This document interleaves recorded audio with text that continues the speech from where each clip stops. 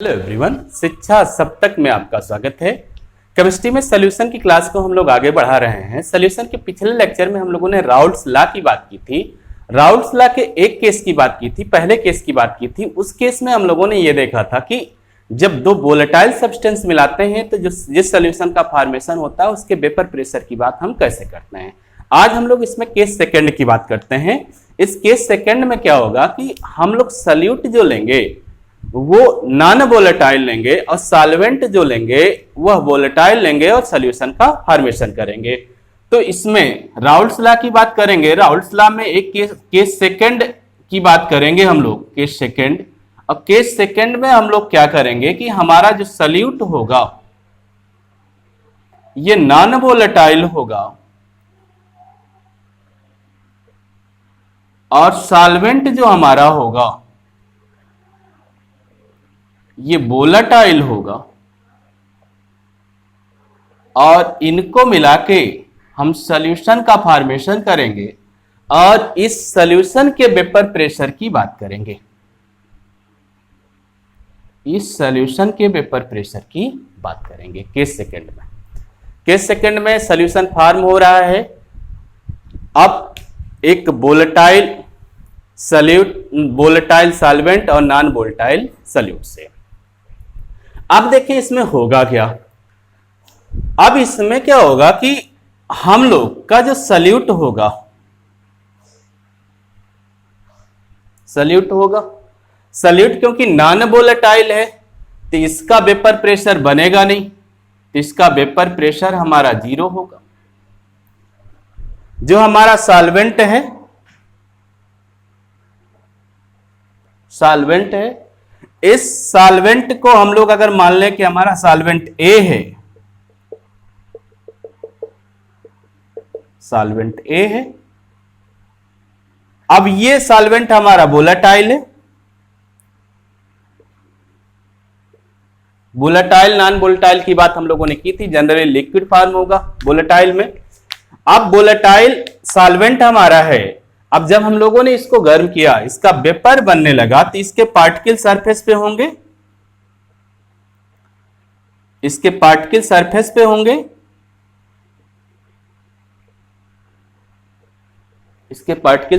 होंगे, अब होगा क्या, जब आपने हीट देना चालू किया तो हीट जिस पार्टिकल को मिलेगी वो ऊपर जाएगा, फिर अगला पार्टिकल हीट लेगा। इस तरह से एक इसमें स्टीम चलेगी और हीटिंग जो होगी वो इस लिक्विड की बढ़ती जाएगी।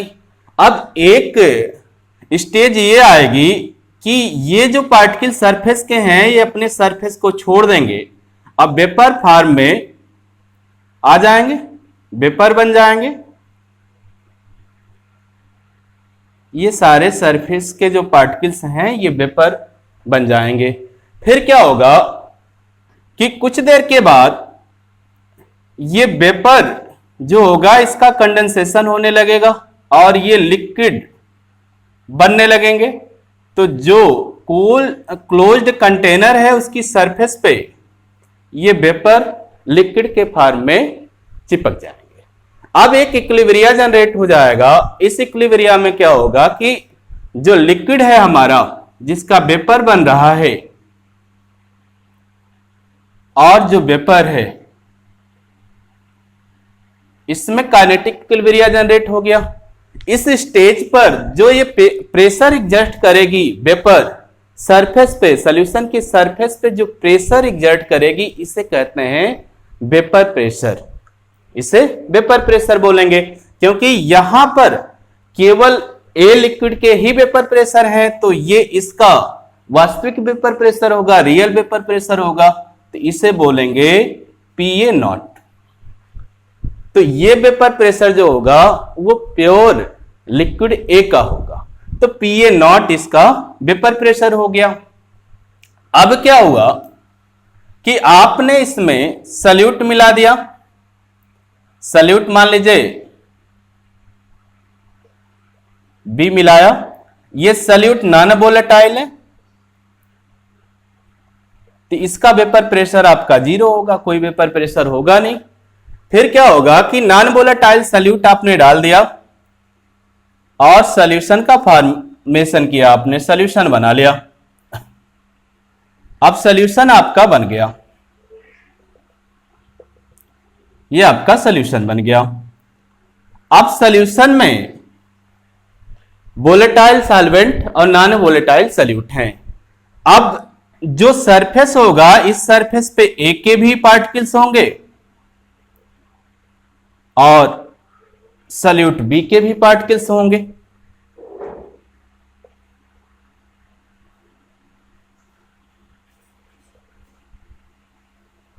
सॉल्यूट बी के भी पार्टिकल्स होंगे। अब होगा क्या, क्योंकि ये जो सॉल्यूशन आप बना रहे हैं, ये सॉल्यूशन आप डाइल्यूट बनाएंगे, मतलब स्मॉल अमाउंट रहेगा सॉल्यूट का, लेकिन कुछ पार्टिकल तो इसके सरफेस पे आ जाएंगे। जब आप इसको हीट देना चालू करेंगे तो सरफेस के पार्टिकल अब वेपर बनना चालू हो जाएंगे। तो वेपर वही बनेंगे जो वोलेटाइल होंगे। तो वोलेटाइल ए है तो ए की वेपर तो बनेगी, ए की वेपर बनेगी, लेकिन बी वोलेटाइल नहीं है, नॉन वोलेटाइल है, तो बी की वेपर नहीं बनेगी।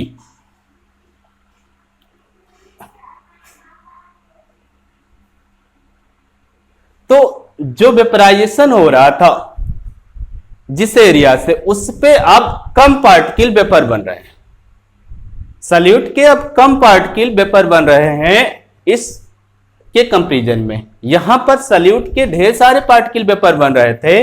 अब जब सॉल्यूशन में सॉल्यूट के भी पार्टिकल सरफेस पे आ गए, तो सॉल्यूट के जो पार्टिकल सरफेस पे हैं वो तो वेपर बन नहीं रहे हैं, केवल सॉल्वेंट के ही पार्टिकल जो सरफेस पे आ पा रहे हैं उन्हीं की ही वेपर बन रही है। तो मतलब ये वेपर कम हो जाएगी, यहां पर वेपर प्रेशर कम हो जाएगा। तो यहां पर पार्शियल वेपर प्रेशर जो होगा आपका सॉल्यूशन का, वो पीए होगा, पार्शियल वेपर प्रेशर हो गया। ये मान लिया गया कि ये पार्शियल वेपर प्रेशर हो गया सॉल्यूशन का। अब पार्शियल वेपर प्रेशर जो सॉल्यूशन का हो गया, सॉल्यूशन का जो वेपर प्रेशर हो गया वो केवल सॉल्वेंट के वेपर प्रेशर पे ही निर्भर करेगा, क्योंकि सॉल्वेंट का ही वेपर प्रेशर बना, ए का ही वेपर प्रेशर बना और बी का तो वेपर प्रेशर बना नहीं। तो ये जो सॉल्यूशन का प्रेशर होगा, वेपर प्रेशर होगा, वो सॉल्वेंट ए के पार्शियल प्रेशर के ही बराबर होगा। अब ये बात हो गई, यहां पर केवल सॉल्वेंट ए के ही वेपर प्रेशर हो गए, तो पार्शियल वेपर प्रेशर हो गया, कम हो गया। अब इसमें कमी हो गई वेपर प्रेशर में, सॉल्यूशन के वेपर प्रेशर में कुछ कमी हो गई।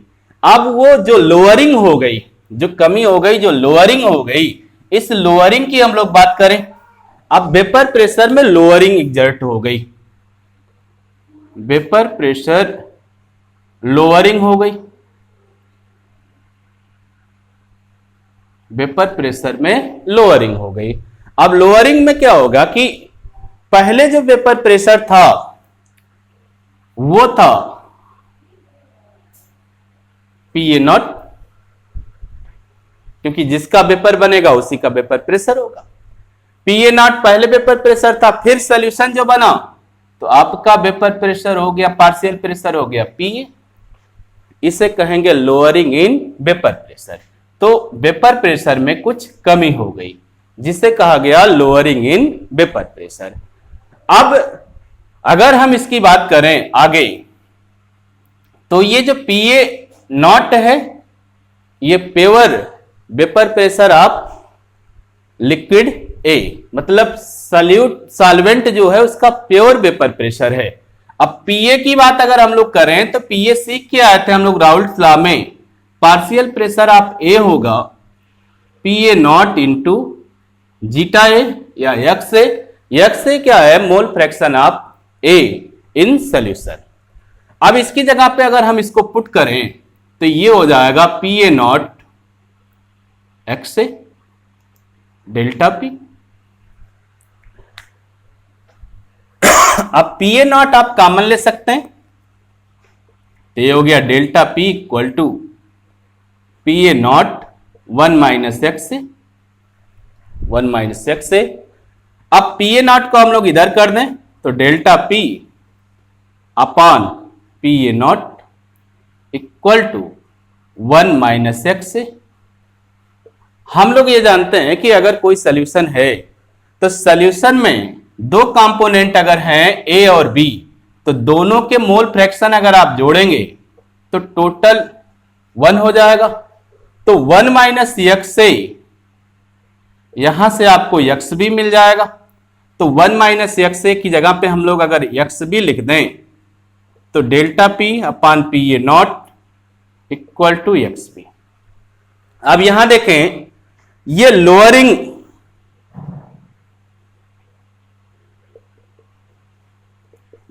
इन वेपर प्रेशर है और ये vapour pressure of pure solvent.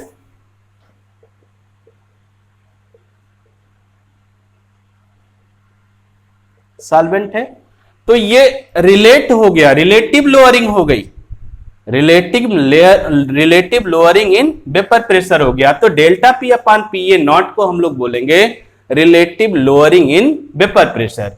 तो ये जो टर्म यूज हो गया delta P upon P A not,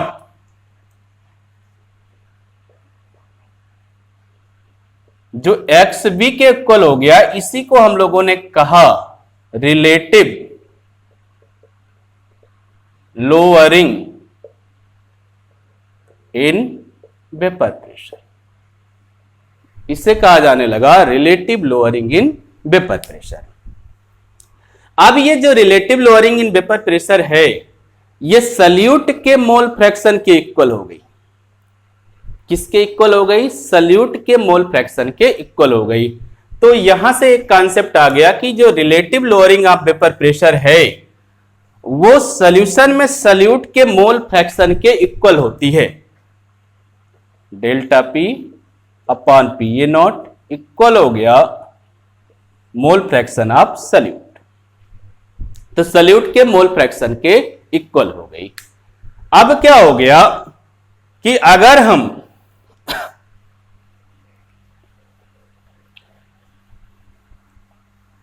salute के मोल फ्रैक्शन की बात करें तो अगर सल्यूट जो हमारा है बी, इसके number of mole N B हो, जो हमारा सॉल्वेंट था ए, इसके number of mole N A हो, तो जो मोल फ्रैक्शन निकल के आएगा सल्यूट का वो आएगा N B upon N A plus N B. ये मोल फ्रैक्शन ऑफ सल्यूट निकल के आएगा। अब इसकी बात अगर हम यहां पर कर लें तो ये हो जाएगा delta P upon P A naught equal हो जाएगा N B upon N A plus N B. अब जिस सॉल्यूशन की हम बात करेंगे, हम लोगों ने आगे देखा था कि जिस सॉल्यूशन की हम बात कर रहे हैं वह डाइल्यूट सॉल्यूशन है, क्योंकि सॉल्यूशन डाइल्यूट है। अब सॉल्यूशन जब डाइल्यूट होगा तो स्मॉल अमाउंट होगा सल्यूट का, और सल्यूट का जब स्मॉल अमाउंट है तो नंबर ऑफ मोल सल्यूट के जो होंगे सॉल्वेंट के कंपैरिजन में बहुत कम होंगे। तो यहां पर ये होगा, क्योंकि जो आप सॉल्यूशन ले रहे हैं ये सॉल्यूशन डाइल्यूट सॉल्यूशन है, डाइल्यूट सॉल्यूशन है तो अमाउंट जो सल्यूट का है वो कम है, ठीक है। स्मॉल अमाउंट सल्यूट का है, सल्यूट का स्मॉल अमाउंट है, तो सल्यूट का जब स्मॉल अमाउंट होगा तो इसके नंबर ऑफ मोल कम होंगे। तो नंबर ऑफ मोल जो आपका सल्यूट का होगा ये सॉल्वेंट के तुलना में बहुत कम होगा, ये कम है सॉल्वेंट के से। अगर हम इसको रिलेट करें सॉल्वेंट के नंबर ऑफ मोल से, अगर हम सल्यूट के नंबर ऑफ मोल को रिलेट करें तो सल्यूट का नंबर ऑफ मोल सॉल्वेंट के नंबर ऑफ मोल से बहुत कम होगा। अब इसको हम लोग नेग्लिजिबल मान सकते हैं, छोड़ सकते हैं। अब इसको अगर हम एनबी को यहां नेग्लिजिबल मान लें तो ये हो जाएगा delta P upon P A naught equal to N B upon N A. तो relative lowering of vapour pressure, ये relative lowering of vapour pressure जो हो गया ये number of mole of solute upon number of mole of solvent के equal हो गया। एक तो कहानी ये हो गई। अब हम लोग देखते हैं कि जो हमारा नंबर ऑफ मोल होता है ये होता है मास या weight of solute upon molecular weight of solute, यही ना होगा। अब number of mole of solvent अगर आप निकालेंगे तो weight of solvent upon molecular weight of solvent. इसको अगर हम और कर लें तो delta P upon P A naught equal to W B into M A upon W A into M B.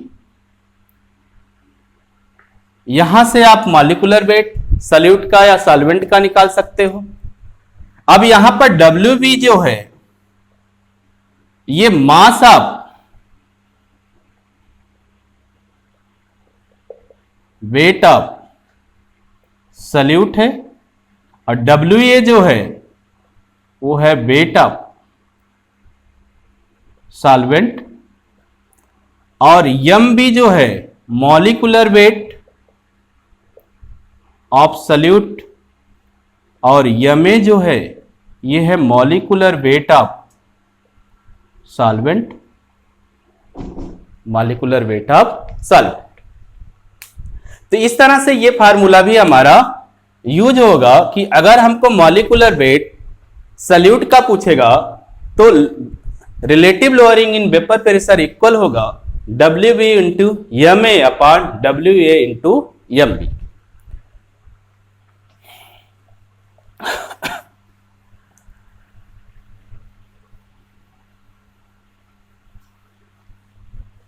तो relative lowering of vapour pressure जो रहा उसके जो मेन दो फार्मूले रहे वो ये रहे कि delta P upon P A not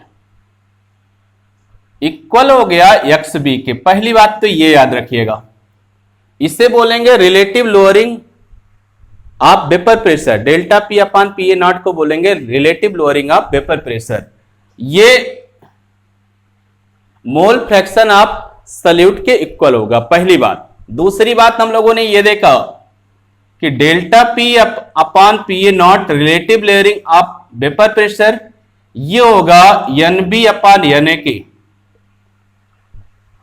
number of mole of solute upon number of mole of solvent in solution.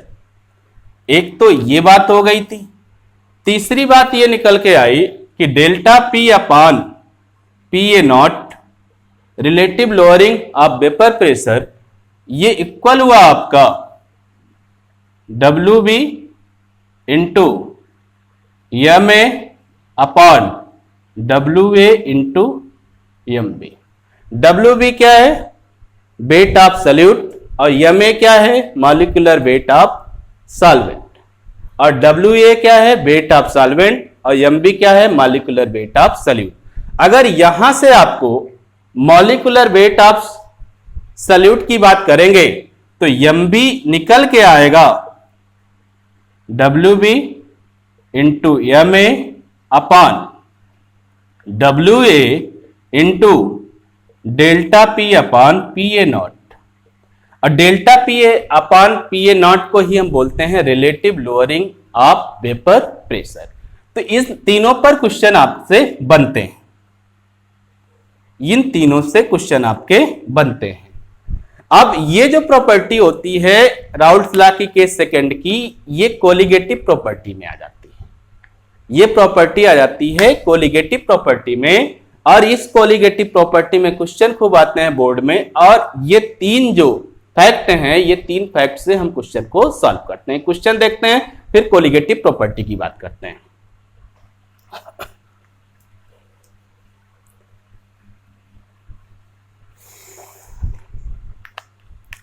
Question ये है कि किसी सॉल्यूशन का रिलेटिव लोअरिंग आपको दी गई है। सॉल्यूशन है relative lowering of vapour pressure आपको दिया गया है 0.005। Relative lowering of vapour pressure आपको दिया गया है 0.005। अब जो सॉल्यूट है सल्यूट है, सल्यूट जो डिजॉल्व किया गया सॉल्वेंट में उसका वेट दिया गया है, सल्यूट मास ऑफ सल्यूट जो दिया गया है आपको, जो डिजॉल्व किया गया वो दिया गया 10 ग्राम,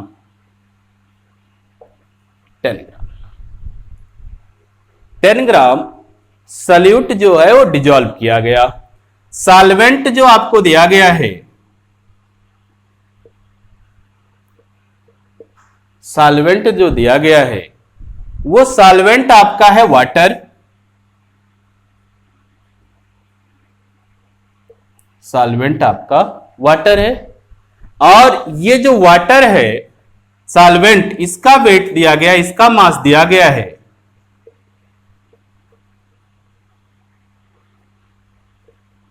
180 ग्राम,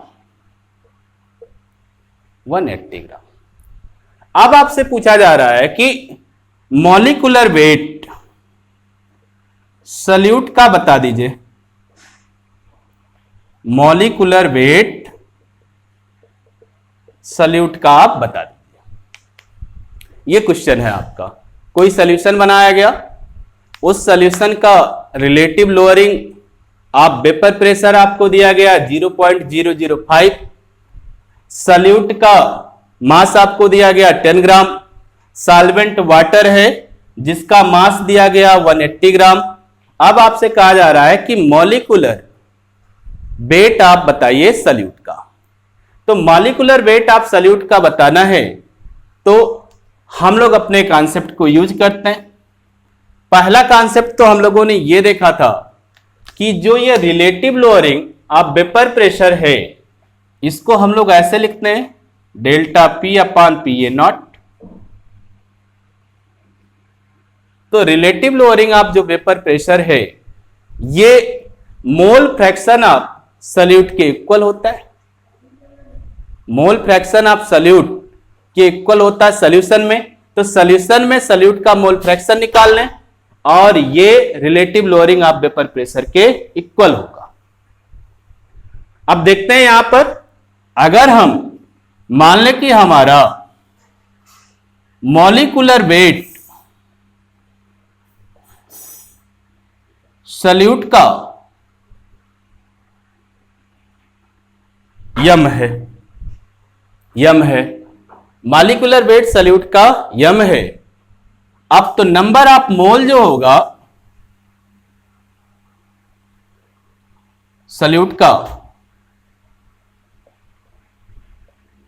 का ये होगा मास ऑफ सल्यूट जो 10 ग्राम दिया है upon molecular weight of solute जिसको आपने m मान लिया, मॉलिक्यूलर वेट ऑफ सल्यूट। इसी तरह से हम लोग नंबर ऑफ मोल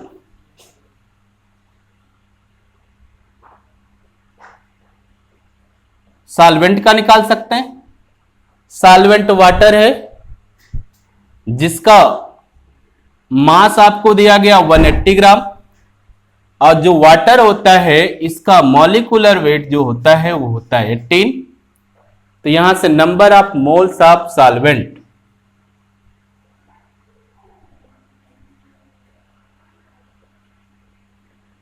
सॉल्वेंट ये निकल के आया 10। अब मोल फ्रैक्शन हम निकाल सकते हैं, ये number of mole of salute जिसे आप n1 मान सकते हैं, ये number of mole of solvent जिसे आप n2 मान सकते हैं, तो मोल फ्रैक्शन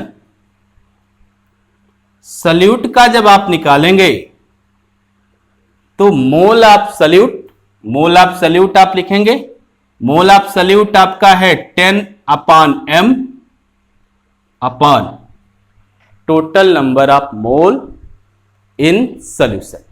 तो total number of mole solution में तो सॉल्वेंट और सल्यूट के मोल को ऐड कर देंगे।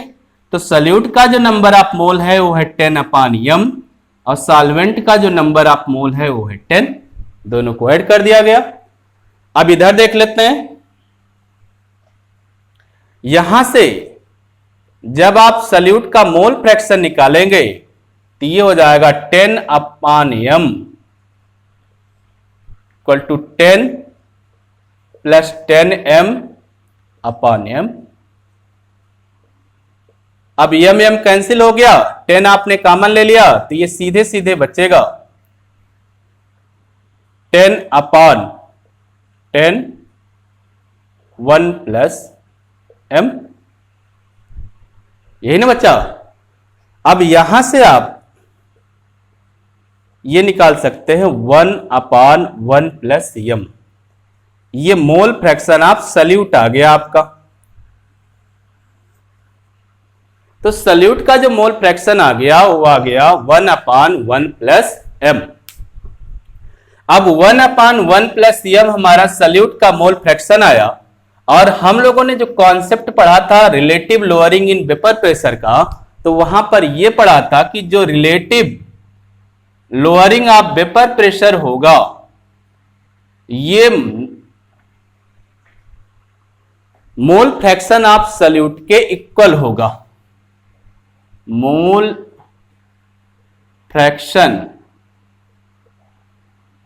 ऑफ सल्यूट के इक्वल होगा। तो इसी को हम लोगों ने ऐसे कहा था delta P/P A naught equal to XB, और A को हम लोग सॉल्वेंट मांगने थे और B को हम लोग सल्यूट माने थे।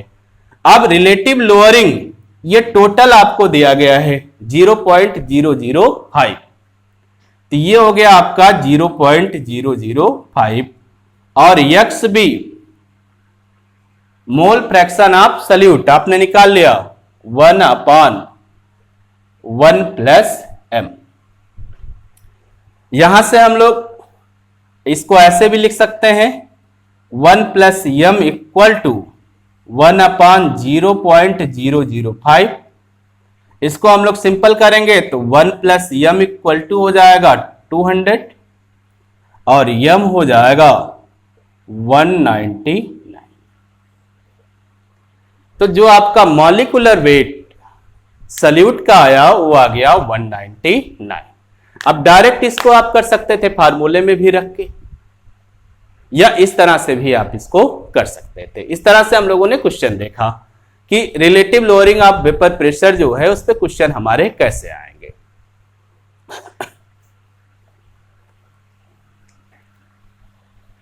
अब हम लोगों ने एक बात ये की थी कि जो हमारा relative lowering of vapour pressure है, राउल्ट्स लॉ का केस सेकंड है, इस केस सेकंड में जो relative lowering of vapour pressure की हम लोगों ने बात की, ये कॉलिगेटिव प्रॉपर्टी होती है सॉल्यूशन की।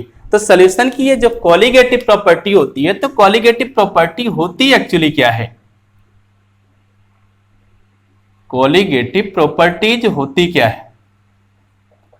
तो कॉलिगेटिव प्रॉपर्टीज के लिए एक बात ये रखिएगा कि कॉलिगेटिव प्रॉपर्टी की बात जब हम लोग करेंगे तो डाइल्यूट सॉल्यूशन की बात करेंगे, और डाइल्यूट सॉल्यूशन वह सॉल्यूशन होगा जिसमें स्मॉल अमाउंट में सल्यूट प्रेजेंट रहेगा।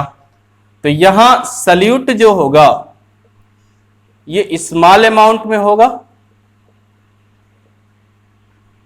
सल्यूट स्मॉल अमाउंट में होगा, और सल्यूट जो हम लोग लेंगे वो नॉन वोलेटाइल लेंगे, नॉन वोलेटाइल सल्यूट लेंगे इस केस में, सेकेंड वाले में। अब जब नॉन वोलेटाइल सल्यूट लिया हम लोगों ने, या स्मॉल अमाउंट में हम लोगों ने सल्यूट लिया, तो डाइल्यूट सॉल्यूशन का जो वेपर प्रेशर होगा, ये वेपर प्रेशर कुछ रिलेटिव प्रॉपर्टीज रखेगा। ये वेपर प्रेशर की कुछ रिलेटिव प्रॉपर्टीज होंगी, रिलेटिव प्रॉपर्टीज होंगी, रिलेटिव प्रॉपर्टीज होंगी। ये रिलेटिव प्रॉपर्टीज जो होंगी वो relative properties nature of solute पर निर्भर नहीं करेंगी। नेचर ऑफ सल्यूट पर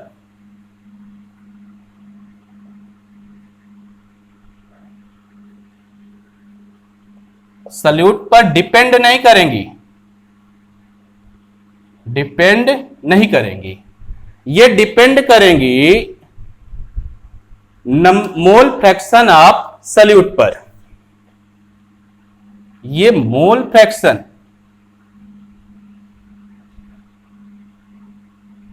मोल फ्रैक्शन, या आप ये देखिएगा कि जो अमाउंट ऑफ सल्यूट होगा उस पर डिपेंड करेंगी, है ना, अमाउंट ऑफ सल्यूट पर डिपेंड करेंगी, अमाउंट ऑफ सल्यूट पर डिपेंड करेंगे, अमाउंट ऑफ सल्यूट पर डिपेंड करेंगे। अब मोल फ्रैक्शन इसमें हो सकता है, नंबर ऑफ मोल हो सकता है, अब जो इसका मास हो सकता है वो हो सकता है, इस पर ये निर्भर करेंगे और ये नेचर ऑफ सल्यूट पर डिपेंड नहीं करेंगी। अब जब नेचर ऑफ सल्यूट पर डिपेंड नहीं करेंगी, अमाउंट ऑफ सल्यूट पर डिपेंड करेंगी, तो जो कॉमन प्रॉपर्टीज में आई, जो इस पे डिपेंड कर रही हैं, जो रिलेटिव प्रॉपर्टीज आई, वो प्रॉपर्टीज आई कि लोअरिंग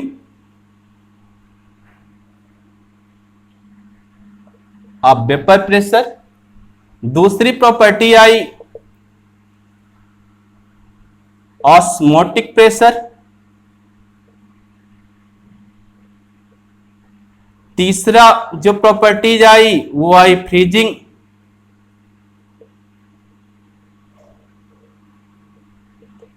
पॉइंट डिप्रेशन,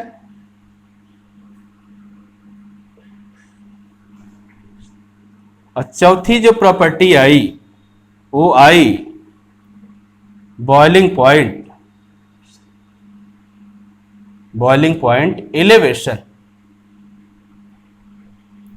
ये चार प्रॉपर्टी वेपर प्रेशर की आई जो रिलेटिव प्रॉपर्टी थी, जो नंबर ऑफ अमाउंट पर, नंबर ऑफ सल्यूट पर निर्भर कर रही थी, अमाउंट ऑफ सल्यूट पर निर्भर कर रही थी, नंबर ऑफ सल्यूट पर निर्भर कर रही थी, नेचर ऑफ सल्यूट पर डिपेंड नहीं कर रही थी। तो इन्हीं प्रॉपर्टीज को बोला गया कॉलिगेटिव प्रॉपर्टीज। आज के लिए इतना ही, धन्यवाद, आपका दिन शुभ।